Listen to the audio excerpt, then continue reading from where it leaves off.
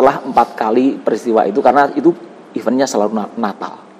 Nah, yang terakhir itu besok Natal hari Jumat, hari Kamis malam itu saya dengan panitia Natal dibawa ke kecamatan. Di situ ya terjadilah intimidasi kencang. Hanya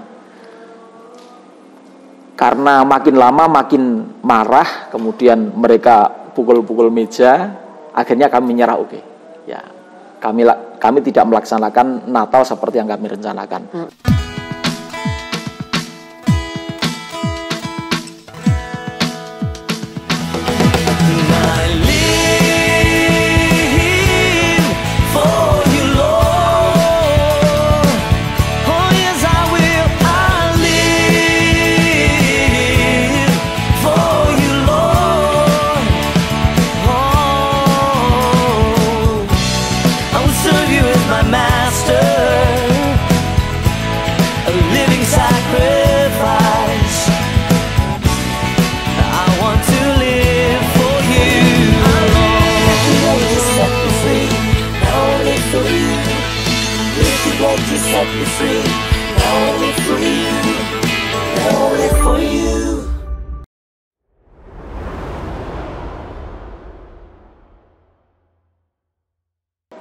Mencintai Tuhan, berhenti menghakimi, dan menjadi berkat.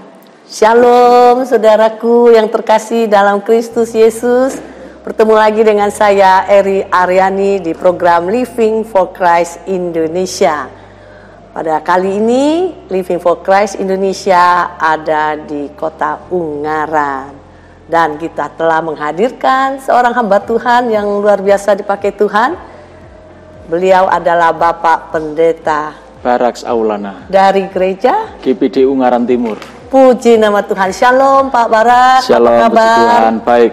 Selalu luar biasa karena Tuhan yang luar biasa. Yes, amin. Senang sekali Pak Barak hari ini bisa menjadi berkat buat Living for Christ Indonesia. Bapak berbagi cerita, kesaksian yang tentunya pasti luar biasa di dalam Tuhan. Puji Tuhan. Nah, pertanyaan pertama nih yang kami mau tahu Pak Barak, visi misi apa yang Tuhan taruhkan di hati Bapak sehingga Bapak mau melayani Tuhan? Ya, mungkin ada cerita kesaksian yang luar biasa di mana Tuhan memanggil Bapak. Ya, kalau panggilan itu awalnya tidak ada. Ya, saya datang dari keluarga pendeta, anaknya 6, kemudian puji Tuhan 2 wanita aktivis, 4 pria, semua penggembalaan. Orang tua pendeta? Iya, orang tua pendeta. Ya, wow, ya. Jadi keluarga pendeta. Dari keluarga pendeta, Pak, betul. Pendeta Barak ya. Terus? Ya, hanya memang sudah Tuhan tentukan 3 saudara laki-laki saya mewarisi penggembalaan dari papi. Ya, hanya saya kemudian merintis. Perintisannya sebenarnya juga warisan papi juga. Ya, dulu start dari 7 orang, 5 kakak, 7 orang. Ya, puji Tuhan sekarang sudah jiwa-jiwa boleh bergabung. Tercatatnya 52, tapi yang aktif 30 jiwa. Ya, sekitar 30 luar jiwa. biasa Ya. itu, Ya, banyak sekali ya jiwa-jiwa. Nah, Bapak tadi bilang tidak terpanggil sebenarnya. Betul, awalnya. ya. Bagaimana ceritanya Pak bisa sekarang ini ternyata punya jemaat yang luar biasa banyak juga? Karena saya dikirim ke sekolah Alkitab oleh orang tua. Nah, kemudian waktu ditanya kan selalu ada wawancara. Ya. Kemudian pada saat ditanya, sekolah Alkitab tujuannya apa? Ada panggilan atau bagaimana? Saya bilang tidak ada. Ya, semua guru yang mewawancara yang lain oleh saya semua gitu. Kan biasanya kan ada panggilan dan sebagainya. Betul. Oh, saya tidak ada panggilan gitu. Lah kenapa sekolah Alkitab? Ya saya supaya lebih baik melayani. Saya menambah kemampuan saya dalam pelayanan itu saja gitu.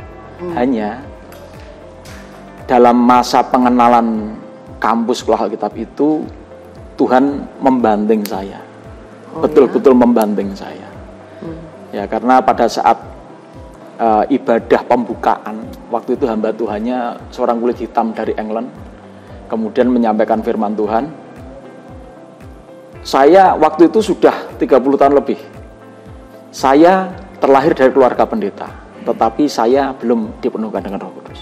Oke, Ya. jadi ada pertemuan dengan Roh Kudus pada saat ibadah pembukaan kampus. Iya, hanya waktu itu saya belum. Biasa. Saya belum, dan saya sudah merindukan sejak lama. Ya. Nah, kemudian setelah selesai ibadah, siapa yang mau dipenuhkan dengan Roh Kudus, saya lari pertama ke depan di situ. Oh, altar call. Ya, altar call. Ya, kemudian ya yang lain ada banyak, mungkin puluhan, ratusan mungkin. Ya karena waktu itu angkatannya cukup banyak. Ya. Hanya setelah selesai ibadah, kemudian didoakan, tetap saya tidak dipenuhkan dengan Roh Kudus. Terus ya, terus kemudian selesai itu makan malam, kemudian saya penasaran sekali apa yang terjadi terhadap diri saya sendiri. Ya, sudah timbul kerinduan. Ya, kerinduan saya cukup besar. Tetapi mengapa? Apa yang terjadi? Kemudian saya menjumpai pembicara ini sedang santai di taman begitu. Waktu itu habis hujan. Ya, di taman sekolah kita begitu, tempatnya basah. Kemudian saya karena udaranya dingin di tempat agak tinggi di Kota Batu namanya. Ya. Tempat dingin saya pakai jaket warna terang, warna krem waktu itu. Ya, kemudian di taman itu saya konsultasikan mengapa saya tidak bisa dipenuhkan dengan Roh Kudus. Kemudian dia memberikan petunjuk dan betul di situ saya dibantu Tuhan di situ. Ya, pada saat didoakan saya jatuh tergelepar di tempat yang becek. Ya, saya kepenuhan. Kepenuhan. Berguncang di jamah. Ya, dipenuhkan dengan Roh Kudus. Nah, waktu pulang ke kamar itu saya pikir, wah, pasti jaket warna krem saya kacau ya.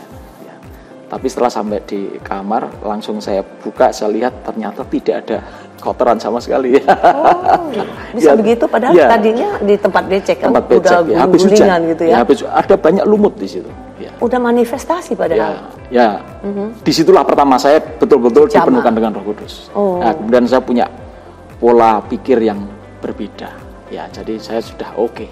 Roh Kudus merubah hati, pikiran, paradigma pikir ya. Wah, luar biasa. Ya bang, ya seperti awalnya tidak ada panggilan, tapi begitu Roh Kudus bekerja, betul-betul merubah sama sekali. Oh, ya, lebih seperti itu. Haleluya. Nah, pada saat itu, pada saat manifest itu, Pak Pendeta Barak dapat bahasa roh? Ya, tentu saja. Dapat bahasa roh. Ya, dapat bahasa roh. Waktu itu ya, seketika itu juga dapat bahasa roh. Ya, dapat bahasa roh. Dan Tuhan merubah Pak Pendeta Barak itu menjadi manusia lain. Betul. Ya, betul. Ya, apa yang Pak Barak lakukan itu Tuhan sertai. Betul. Dan berhasil pastinya karena sesuai dengan firman Tuhan mengatakannya demikian.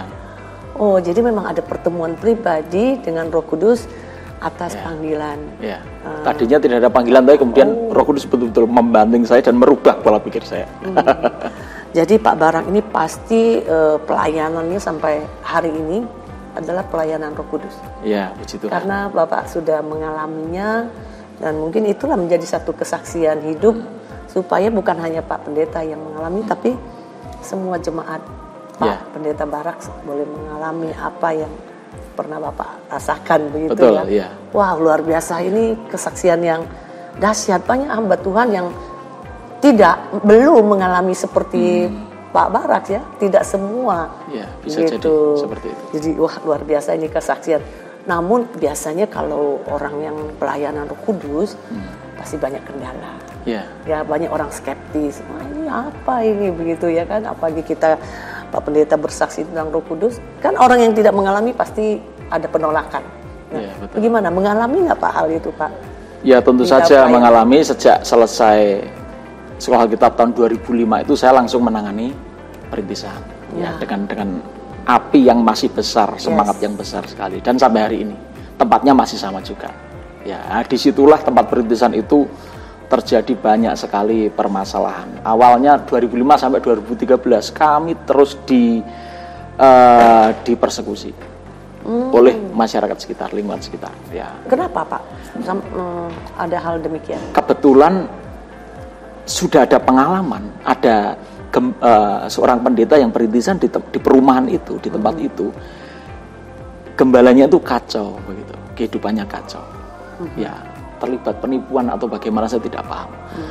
Dia mendapatkan fasum untuk mendirikan gereja, kemudian Pak pendetanya ini ya berbuat tidak baik, sekarang fasum itu jadi musola.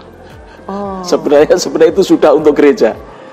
Ya, itu yang terjadi. Ya, jadi begitu saya masuk di situ, kemudian masyarakat tahu ini pendeta juga, mereka sudah berpikir, oh, orang jahat. Ya, seperti itu. sudah skeptis ya, sudah skeptis, menolak. Ya, betul. Ya, kemudian portalnya ditutup. Waktu itu saya masih pinjam kendaraan orang tua. Jadi kendaraan ditinggal di depan portal itu tidak kelihatan dari tempat kami, rumah sewa kami itu.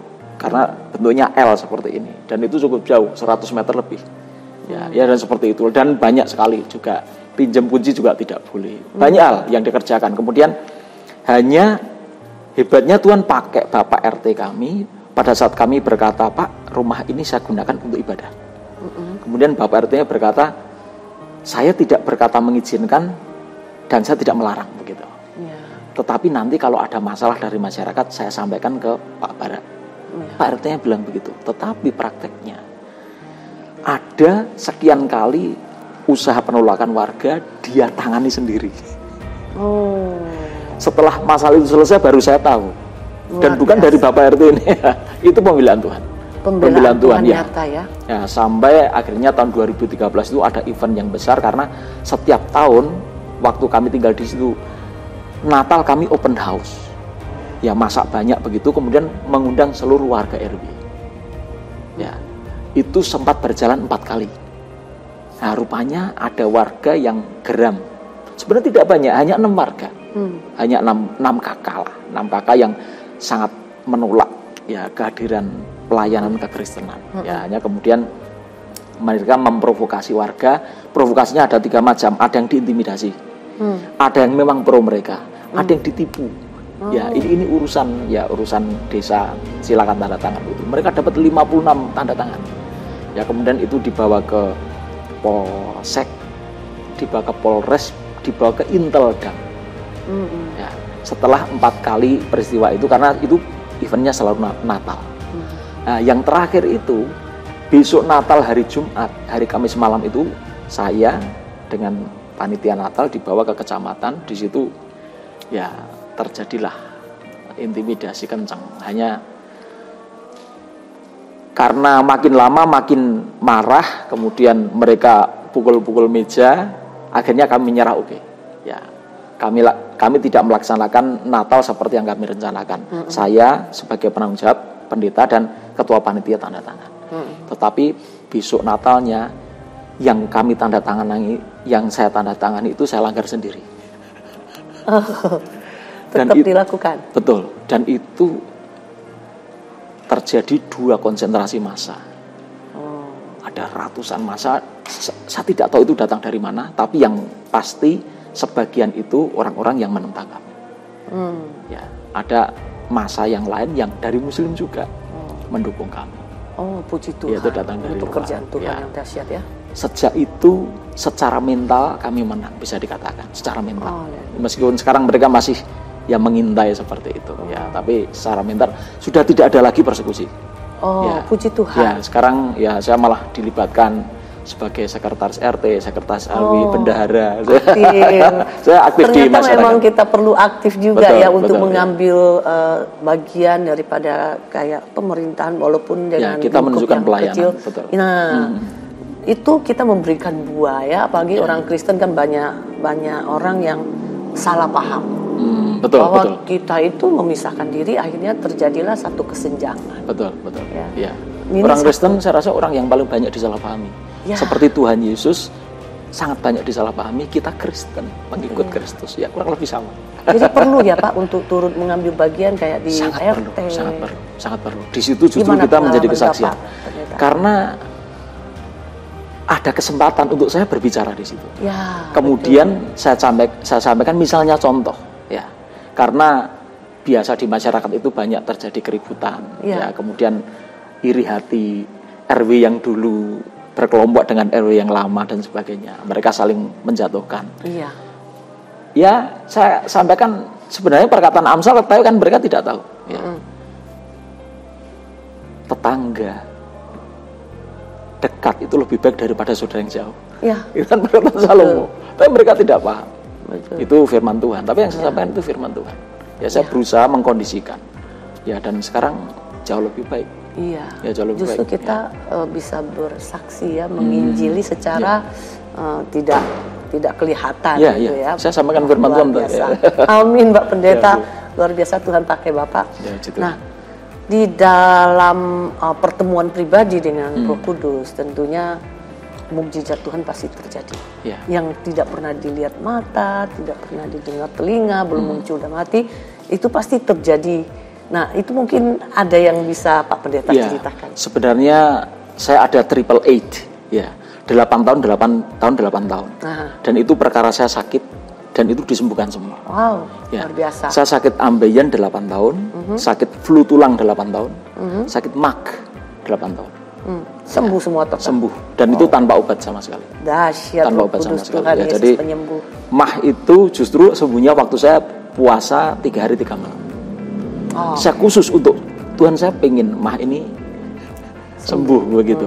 Karena ya kalau sudah terlambat makan sakit sekali. Kalau ya itu perkara kaitan makan.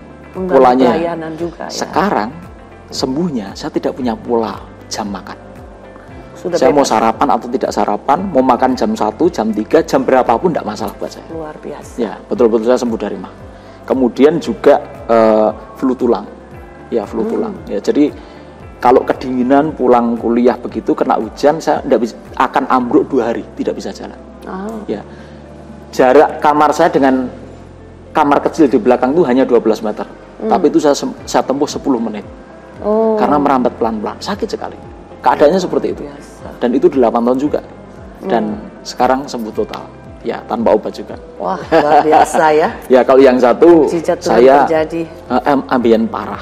Ya, permisi bicara, kalau saya ke belakang itu aromanya bukan feses, permisi bicara. Itu aromanya anyir darah. Karena yang luar banyak sekali. Ya, dan puji Tuhan sekarang sembuh juga. Ini 8 tahun semua nih. Ya, tapi ya sekarang sembuh. Puji Tuhan. Luar biasa. Wah, kesaksian yang luar biasa, kesembuhan, pertemuan pribadi dengan Roh Kudus yang mengubahkan Pak Pendeta. Nah, Pak Pendeta, ada nggak kerinduan yang terdalam di dalam hati Bapak untuk pelayanan ini? Ya, karena saya masih gereja perintisan, ya masih pakai rumah sewa. Kerinduan yang paling darurat saya hari ini ya tentu saja saya disediakan Tuhan aset secara duniawi untuk pelebaran kerajaan surga. Ya, karena itu penting sekali. Ya, ini sudah menjadi doa kami dan perjuangan kami sampai hari ini. Dan saya mengajak jemaat bergerak ya untuk ambil tindakan. Tetapi karena memang kondisi jemaat juga kalangan menengah ke bawah ya, jadi memang ini masih dalam perjuangan. Itu kerinduan terbesar saya. Ya, tetapi saya tetap menyemangati sidang jemaat boleh tetap tetap beriman ya, karena pelayanan itu tidak ada yang biasa. Amin. Ya, menurut saya pelayanan itu kudus, besar, mulia, sekecil apapun. Ya, dan melayani itu perkara melayani yang maha tinggi. Amin. Itu keren. Allah, keren segala sekali. Allah ya. Betul. Allah pencipta langit dan bumi. Betul. Ya, kita sedang apakah dia puas atau tidak dengan pelayanan kita? Ya. Amin. Ya, itu yang pasti sediakan. saya pikirkan ya. Jadi untuk Bapak rindu punya satu tempat gereja ya, betul. Satu bangunan gereja bisa untuk beribadah menetap ya. Pastikan dan kita percaya Tuhan kita Tuhan yang dahsyat. Amin. Tuhan yang menyediakan segala kebutuhan kita menurut kekayaan dan kemuliaan Tuhan, dan kita percaya pasti saya percaya Dia sanggup mengadakan yang tidak ada menjadi ada. Amin. Amin. Apalagi kita sudah dalam Roh. Betul. Kita percaya bahwa itu sudah ada. Tinggal diraih lewat iman. Betul. Amin. Puji nama Tuhan. Terima kasih Pak Pendeta. Sama-sama. Senang sekali bisa luar biasa. Tuhan kirim Bapak untuk berbagi cerita kepada kami Living for Christ Indonesia. Dan kesaksian Pak Pendeta boleh menjadi berkat dan kekuatan rohani dan iman daripada semua pemirsa yang menonton video Living for Christ Indonesia. Tuhan Yesus berkati pelayanan Bapak. Siap. Tuhan mendengarkan semua kerinduan dan seruan doa Bapak. Amin. Tuhan memberkati rumah tangga dan apa yang diperbuat Tuhan buat Amin. hasil. Amin. Terima kasih. Tuhan memberkati. Haleluya. Haleluya. Amin. Saudara, kita sudah mendengar kesaksian daripada Bapak Pendeta Baraks. Puji nama Tuhan, biarlah kesaksian ini boleh menjadi berkat buat kita semua. Amin. Dan tentunya kita sudah mendengar ada kerinduan dari Bapak Pendeta Baraks jikalau saudara memang tergerak untuk mendukung pelayanan dari Bapak Pendeta Baraks, di layar saudara ada nomor rekening daripada hambanya. Silakan jikalau saudara digerakkan oleh Tuhan untuk memberikan persembahan, saudara bisa mentransfer ke rekening tersebut. Dan kita percaya bahwa dengan cara demikianlah kita menggenapi hukum Kristus untuk saling membantu di dalam pelayanan Tuhan, di dalam menjalankan amanat agung daripada Tuhan Yesus Kristus. Apa yang saudara tabur, saudara akan tuai dengan berkat berkelimpahan. Demikian puji nama Tuhan. Terima kasih saudara, Tuhan Yesus memberkati. Shalom. Shalom, Tuhan Yesus memberkati. If you want to set me free, now I'm free.